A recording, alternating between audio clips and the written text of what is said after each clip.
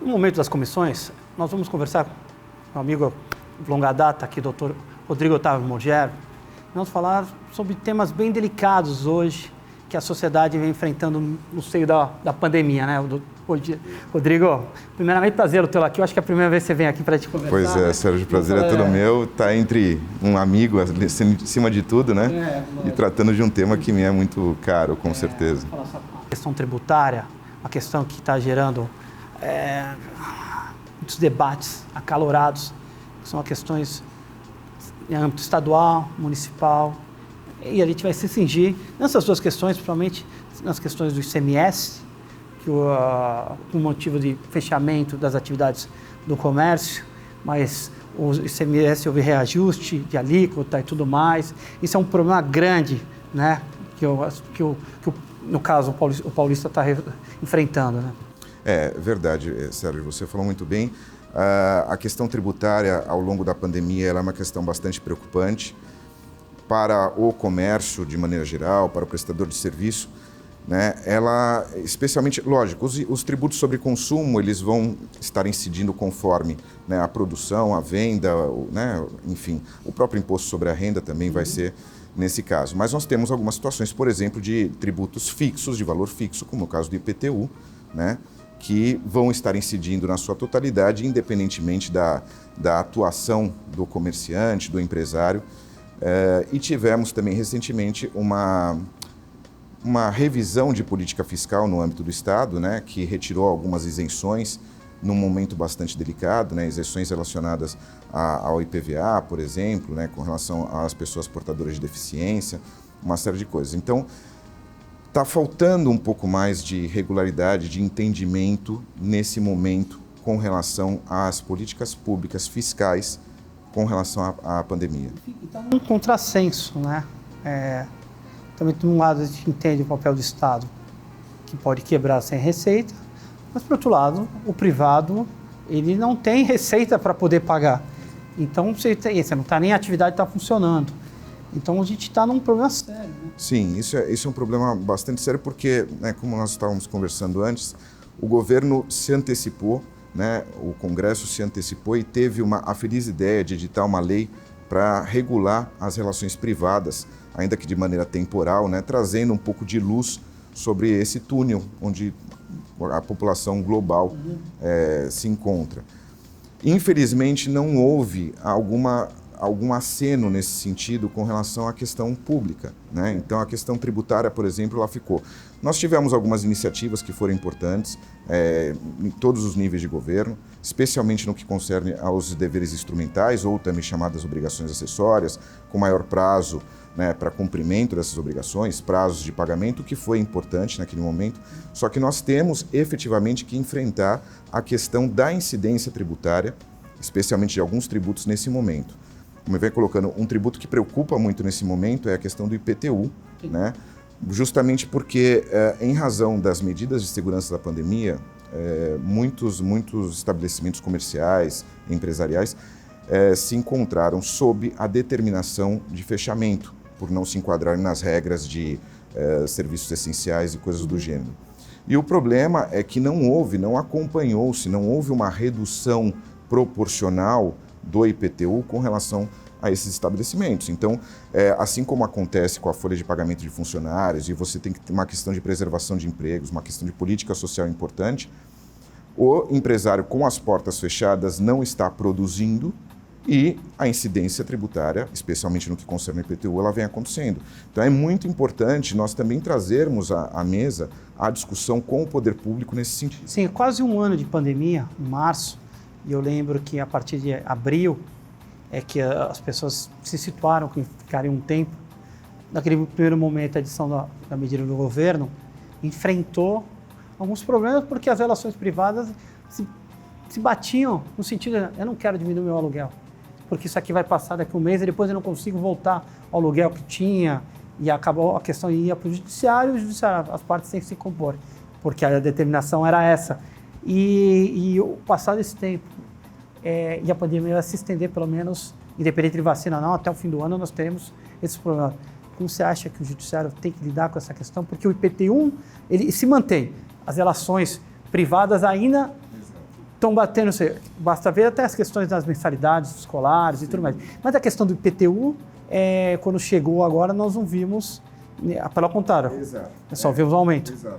O que acontece é o seguinte, o Poder Judiciário se viu de um momento ao outro também, frente à mesma situação que todos, e, obviamente, sendo demandado por todos os lados, uma quantidade imensa de demandas. Nessas demandas, tradicionalmente, nós sabemos, em razão até da liberdade de acesso ao Poder Judiciário, que existem aquelas demandas que têm algum fundamento, existem outras demandas que acabam não tendo muito fundamento, porque, no mais das vezes, ou foram pessoas que diretamente não se viram afetadas naquilo que estão pleiteando. Mas, enfim, faz parte, né, do processo democrático que nós temos e da liberdade de acesso ao judiciário. O que tem se visto é que, num primeiro momento, ao menos, o Poder Judiciário paulista, né, especialmente no âmbito do Tribunal de Justiça, ele freou um pouco as discussões relacionadas a qualquer forma de abatimento ou de redução, algum tipo de isenção parcial no que concerne a questão do IPTU.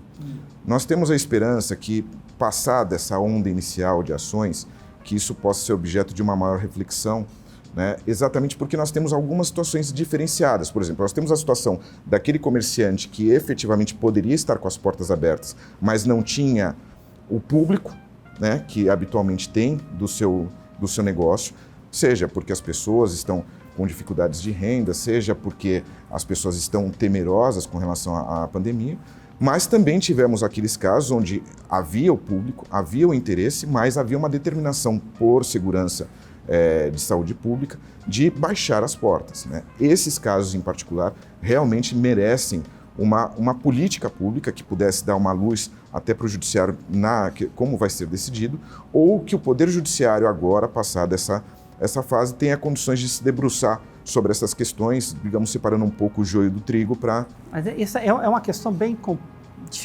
difícil, porque, por exemplo, a atribuição, no caso do ICMS, do Estado, de alíquota, e essas alterações são todas feitas pelo Estado, que tem essa legitimidade, como o próprio IPTU. Só que a gente extrapola essa questão jurídica, até porque vai uma questão até, no momento econômico que nós vivemos, é uma questão que extrapola a regra jurídica. Porque você não tem olha, eu tenho que abaixar porque a lei detém... Não, eu tenho a legitimidade para aumentar, diminuir o Estado de acordo com o que ele imagina. É um momento delicado, é difícil. Eu acho que existem vozes muito autorizadas para tratar desse assunto no âmbito nacional, porque nós temos, existe um único vilão, e esse vilão se chama, digamos assim, coronavírus, né? Mas no final das contas nós temos um problema, porque o Estado mais do que nunca depende da receita. Por quê? Porque ele tem um programa e uma responsabilidade social que vem sendo cumprida em alguma medida, né? E a par disso também as pessoas, eu acho que é um momento que, na verdade, será uma divisão de perdas. Não tem... Um momento atípico. Exato. Eu acho que todos sentarem e verem em que medida vão a perder, porque não é um momento em que alguém se encontre com expectativa de grandes lucros ou alguma coisa. Mas o Estado também, a par da sua responsabilidade, também precisa olhar essa questão e também ver onde ele poderia reduzir a sua arrecadação para atender, ainda que sob um aspecto social, também as pessoas que se encontram nessa situação. É um momento de sobrevivência para todas as partes, seja o público precisa manter a sua engrenagem, e aí a gente entende do salário do lixeiro, ao salário, qualquer que seja a sua sistemática precisa ser mantida. Por outro lado, o cidadão que tem uma atividade comercial, principalmente do comércio, precisa sobreviver. Então, é um momento que tem acessibilidade, tem que falar mais alto. E aí cabe, quando for provocado, o judiciário ser sensível a cada caso concreto. Exato. Mesmo porque nós estamos vivenciando uma realidade que eu acho que nenhum de nós imaginou. Hoje você anda pela cidade, Santos, São Paulo, a quantidade de comércios fechados, né, de pessoas que não conseguiram. O número de recuperações judiciais que tem se verificado de grandes grupos econômicos é uma coisa realmente impressionante. Assusta, né? Para a gente terminar, entrar na fase final, Rodrigo, que a gente não dispõe de tanto tempo, eu queria perguntar sobre algo que, desde que eu me entendo aqui, vamos falar na área jurídica, que é a reforma tributária. Reforma essa, onde chove impostos, que difícil ter um parâmetro com a União Europeia ou com os Estados Unidos, porque nossa realidade econômica é distinta e os impostos são autoexplicativos, e a legitimidade e a independência para os estados e municípios. Então, essa é uma questão muito complexa, essa da reforma tributária. Né? Sim. A reforma tributária, assim como você, Sérgio, nós realmente escutamos esse assunto desde sempre, né? Desde os primórdios da faculdade. Mas, bom, basicamente, a justificativa para uma reforma tributária, ela pode se dar sob dois aspectos, né? O primeiro deles, que seria, num mundo ideal, seria uma redução da carga tributária. E eu, particularmente, eu não acredito nisso, e menos ainda no momento que nós estamos vivendo. Sim. Isso é utópico. E o outro segundo aspecto, que se vier também contribui de alguma maneira, é uma otimização do sistema tributário hoje. Porque o Brasil, além de ter não a maior, mas a segunda maior carga tributária do mundo, né, o tempo que se gasta com relação ao atendimento dos deveres instrumentais, ou também chamadas obrigações acessórias, né, dificultam muito não só o exercício de qualquer atividade, mas também como o acerto, porque nós temos hoje um volume de cobranças ditas tributárias em curso que são decorrentes justamente de multas e do não cumprimento adequado dessas obrigações. Então, na medida que exista ao menos uma otimização disso, né, com maior claridade, com maior facilidade para os contribuintes, isso já seria um avanço. Né? Porque realmente acreditar em redução da carga tributária, eu particularmente não... É perda de receita. Nesse e aí, momento, exato. Perda de receita, nesse momento, antigamente já seria difícil. Eu acho que vai muito também da vontade política, e aí é um medo, um receio que a gente tem, porque não sei se a vontade política, não só a pandemia, mas a vontade política é intensa para fazer essa alteração. Eu acredito que sim. Nós temos hoje, até recentemente, 3 propostas sobre a mesa, né? Todas elas, de alguma forma, visam a congregação de alguns tributos hoje, a redução de alguns tributos para tributos mais enxutos, digamos dessa forma, né? Que, se viessem a ocorrer, poderiam contribuir não só para um melhor entendimento do sistema tributário, mas também para a fiscalização, de alguma forma. Sim. O problema é que, ao fazer isso, especialmente no que concerne aos tributos sobre consumo, como nós temos a divisão da competência tributária entre entes municipais, estaduais, né, e também federais, isso vai impactar na repartição de receitas. Na repartição de receitas e, obviamente, os entes aí começam a se preocupar na medida que eles possam ter uma redução, alguma coisa. Então, eu acho que o grande... chegar num acordo nesse sentido será o grande dilema da... Um exemplo que a gente teve até, que, claro, em relação ao impacto dos royalties do petróleo, onde os municípios mudou o sistema de repartição, de licitação dentro da repartição dos royalties, né? O sistema que eles apresentavam, dos contratos que apresentavam junto para as empresas, e os estados e os municípios já sentiram, imaginem... Exato. Não, e além de tudo, o momento não é complicado. Agora, nós temos uma notícia importante. Por trás da discussão da reforma tributária, existem grandes nomes do direito tributário, grandes juristas, tá? Por exemplo, posso até tomar liberdade de citar um, Dr. Eurico Marcos Diniz de Santos, que esteve à frente de uma das propostas. Não sei se é aquela que será implementada, mas existe um trabalho muito sério, técnico, por trás disso, né?